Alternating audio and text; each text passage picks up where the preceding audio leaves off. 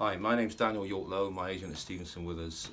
Something that makes my heart sing. Well, I can think of a specific example. Just recently, I was writing and directing a show at drama school, and the show got cancelled. I mean, in terms of live performance, we kept getting told we could do it, then we get told we can't do it. And we were rehearsing on Zoom back in January, and we got told it was no way it could happen because of the way the theatre was booked up. And I had to look them all in the eye on Zoom. These students who'd come from all over the world to get locked down in Debden, Essex. And I had to say to them, guys, we're not going to get a show. And we got this reprieve. They found a date for us in April. And we're going in to rehearse the first day, like late March, and seeing all these students. I'd only ever seen them on Zoom. And I've seen them in real life, and they were all taller and shorter and bigger and smaller than I imagined they'd be. And that was just a magical moment. Okay, so I'm going to do this thing. I worked at an inpatient psychiatric hospital. Staff talked about patients in terms of their diagnosis as if they weren't humans, just a neurosis. There's a borderline personality disorder in room 4, the manic depressives lying on the floor. On arrival, they were questioned, searched, given meds, led to a sterile room with a hospital bed.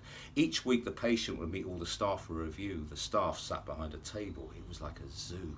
Patients realise they have to say certain things to get out, even if they're having suicidal thoughts or their sanity's in doubt. They have to say they're okay or they'll be forced to stay. It was really inauthentic. There had to be a better way. I packed my case and set up a place for people with addictions. We treated our guests like humans, not pathology. They're welcome with a cup of tea. Their rooms are bright and comfy.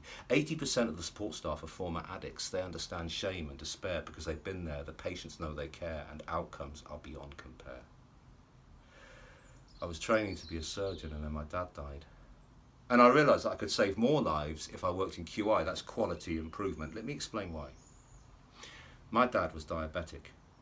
He got a blister on his foot that went septic. His surgery was delayed twice, and he paid the price. They gave him too many steroids. He became bloated and was seriously affected. His wound got reinfected. He grew weak. He couldn't get up. He needed to eat. The nurse told my sister to give him some liquid, so she did. But they didn't say he had to sit up. She lifted his head and offered him a drink from the cup. It was a big mistake. He started to aspirate. He was in a terrible state and didn't recuperate. It wasn't fate that took him away. It was a catalogue of mistakes. And he wasn't the only one who died this way. Their death certificates will say they died due to complications from their diseases, but my father didn't die from diabetes. I don't blame the doctors. It's the system. We don't know we're making mistakes because we're not looking for them. I'd forgotten the art of healing, that feeling that happens between two human beings. We turned it into a transaction with no genuine interaction. We need to care for ourselves and look after our health. Listen to each other as sisters and brothers, empower staff, patients, fathers and mothers, break down silos and hierarchies in health education, share innovations across nations, make early intervention, focus on prevention. Anyone, anywhere can be a change maker.